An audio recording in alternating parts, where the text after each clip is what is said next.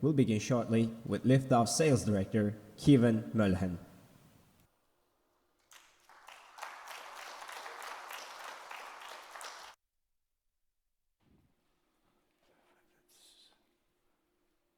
Good morning, everyone. Perfect, you can hear me.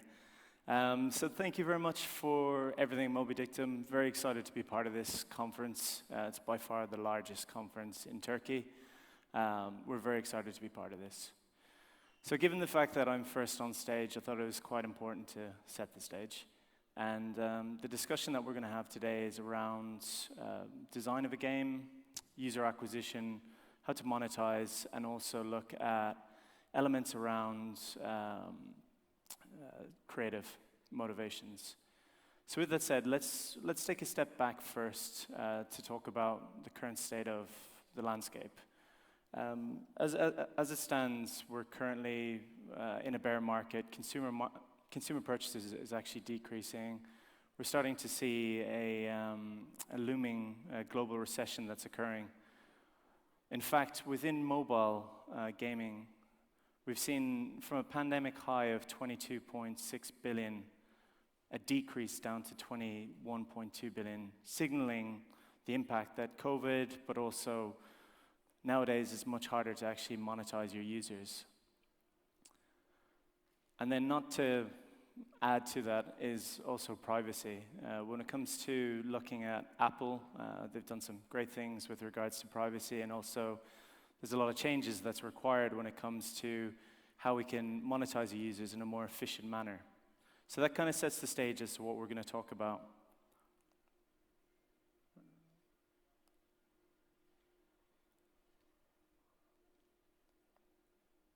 Hopefully it'll work. So while this loads, just a quick introduction to who I am. So I'm Kevin. I'm part of Liftoff. I've basically part of the furniture at this stage. I've been working with the company for a good 6 years. Look after sales in EMEA. Have been focused on a lot of leading casual gaming clients as well as various different advertisers.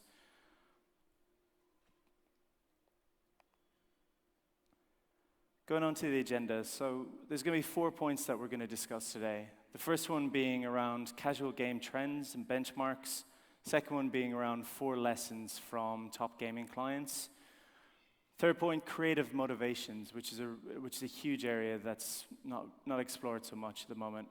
And then we're going to finish on IAA, which is in-ad app optimization. So let's start with a stat. As I spoke about earlier, about the market decreasing to 21.2 billion, if we hone in on casual gaming specifically, around 39% of that revenue is associated with the US. 79% of that is actually based upon downloads from iOS, showing the leading device for that. So this represents a huge opportunity, especially within gaming itself.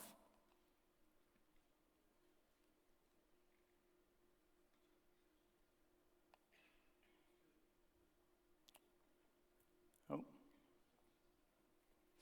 gone the other way.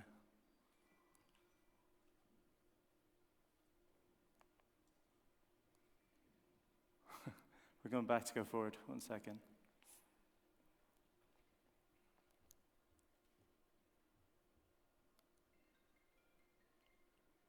Here we go.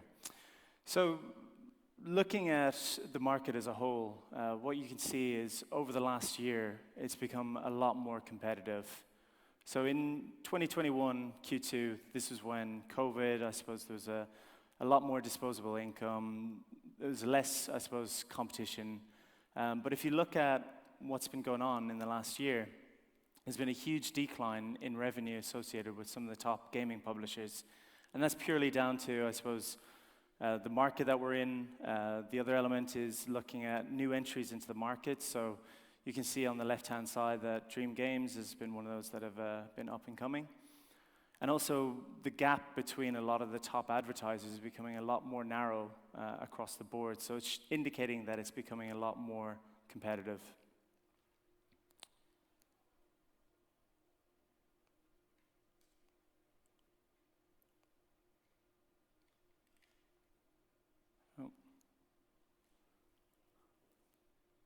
There we go. Then to go into some insights about the cost per install and ROAS, what we've seen is from a report that we just released last week around gaming, which I would urge all of you to download, is that the cost per install is actually becoming a lot more cheaper. So it's gone down from $1.96 down to $1.10. But what we've seen is the ROAS from day 7 has actually decreased by over 33%. And we're seeing this as a trend across the board for day 30 as well. So this is soon to follow, which also indicates that a change in the market, I suppose, yet again, within the COVID times, a lot of people had a lot more revenue, disposable income to spend within these games. Nowadays, I suppose the question is whether pay for electricity or whether you can actually spend within the app itself. Then we look at the bigger picture of all of Europe and, well, global. And the main focus for a lot of casual gaming clients is to focus on NAR, which is North America. And what you can see is it's actually not that dissimilar when it comes to EMEA or APAC in terms of the ROAS that can be generated from a day 7 and day 30. And then we look at an emerging market, which is LATAM, where the installs can be quite cost effective, but also the day 7 and day 30 is starting to creep up as well. So I think the key message from this is that when looking at the global view, when you start with a new game, it doesn't necessarily have to start within North America. There's so many other countries in which you can achieve decent ROAS.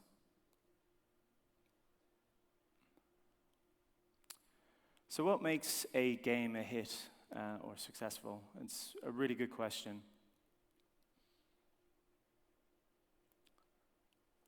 What we've done is, over 2 years, we've pulled data based on elements as to what actually helps with the game play itself.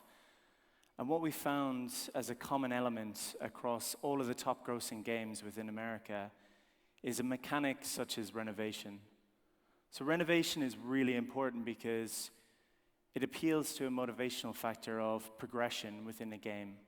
It's something that can hook in users to make them more invested in the game, but also to help with the stickiness as well.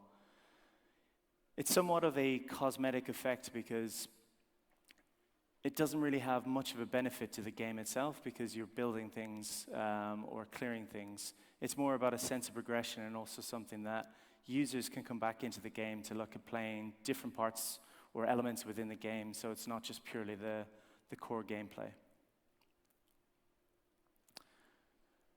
And if we take a step back before we talk about what meta elements are, traditionally a lot of these games were very simple. What would happen is you'd go into the game, you'd start playing for a little bit, and then what would happen is you'd hop in and hop out. The monetization element was pretty simple.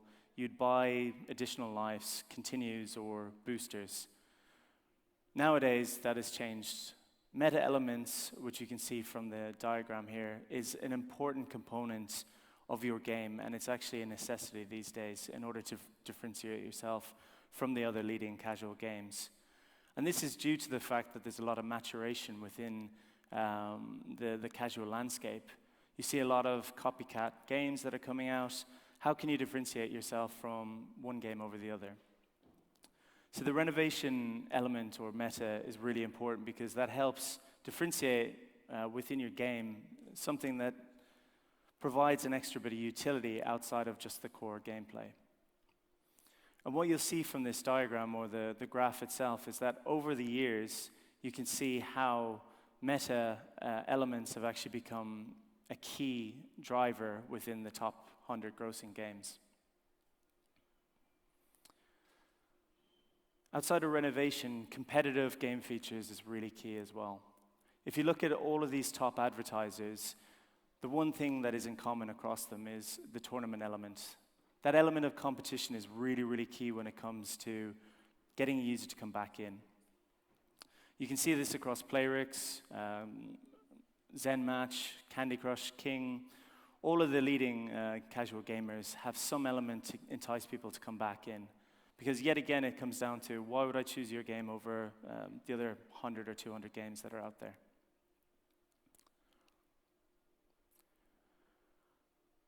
And then to go into a bit more specifics around creative motivation. So this is something Game Refinery, a company within the Liftoff portfolio, has developed a framework around trying to appeal to specific emotions in order to drive users in terms of more diverse users, but also getting more people to progress within it as well. So you can see within the graph, there is multiple different emotions or emotives that you can appeal to. The one that I'll hone in on is Project Makeover. So within this, they have various different elements, such as home design, also looking at dress up as well. And what that appeals to is actually the customization and the role-playing element, which is really, really key to their strategy. So it is a game that is about makeovers, but there's also a casual element in there as well within the game. And the real key thing here is trying to identify that trend in order to actually differentiate yourself within the market. Competition. This is something that is really, really key when it comes to how you position yourself versus your competition in the market. If we look at some of the leading games, Candy Crush is a great example, and we saw in the graph earlier, they're in the top 100 grossing, and there's a reason why. That competitive element is really key to that social aspect of being able to play against your friends, to compete with others that you may not necessarily know. So there's that element of trying to be competitive and winning something at the end of it. Huge question around, do ads meet their gaming motivational potential? So from our research, we've actually seen that only 4% of the ads out of 5,000 that we've had within our research have actually appealed to the necessary motives. And this is really, really key. This is definitely a trend that you'll start to see more and more of, and we'll go on to it in a bit more detail in a minute. So aligning ad creatives with the actual gameplay experience. I know this sounds very 101 of marketing, but it's something that is overlooked quite often.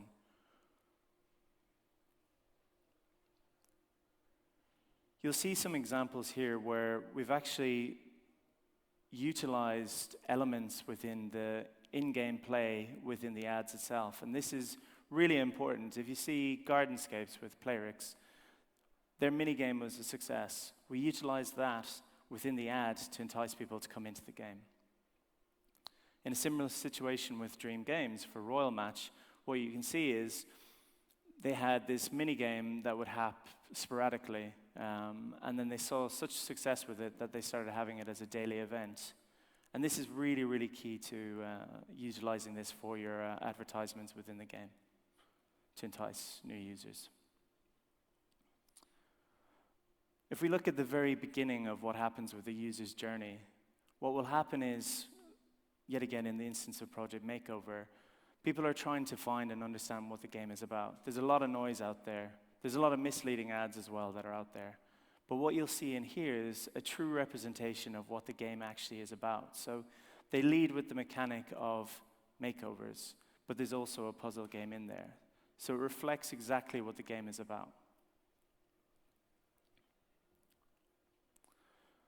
So I suppose you're probably all asking, why is this important, or why should I care about this? What we've seen is, from an internal case study with one of our leading casual game clients, is that we've managed to increase the ROAS by over 50%. So this is huge in terms of increasing the monetization efforts. And what we've done is add more elements that closely resemble the actual in-game play. And then second to that is appealing to the emotions of the users. And that's around completing milestones and that thrill of actually playing the game. Another big question, how do you level up your UA strategy to maximize revenue? So today, I'm very excited to announce that Liftoff is able to look at IA optimization. And what I mean by that is in-app ad monetization. So we utilize the ads that are watched by the most engaged users to increase the overall revenue. And our machine learning is actually able to optimize towards engaged users, but also people who can make a purchase. And we all know that this is a hybrid monetization that is becoming a lot more popular. And we've seen some fantastic results to start with. We've seen an 11% increase in ROAS, a 24% increase in the IA revenue lift, and then also a 22% decrease in CPIs. And this is just some of the initial results that we've seen from this. And it's a new mechanism that people are starting to focus on because, as I said earlier, it's becoming a lot harder to actually get your users to make purchases. So if you're able to do a mix of both, it is very, very powerful.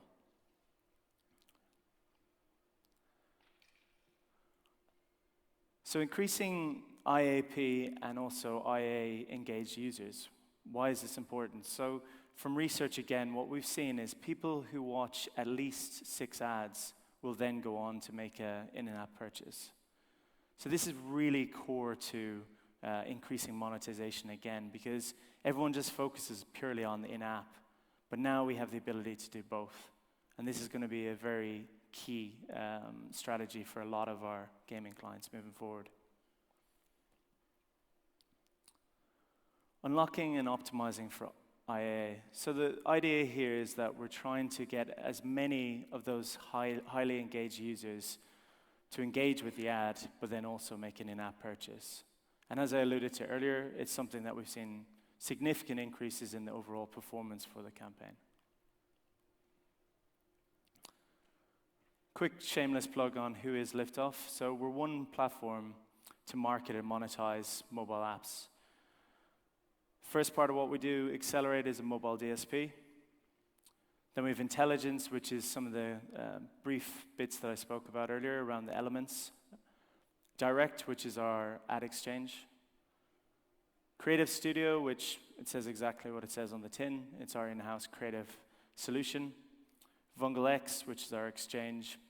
Influence, which is the ability to match the type of influencers with your brand as to drive installs.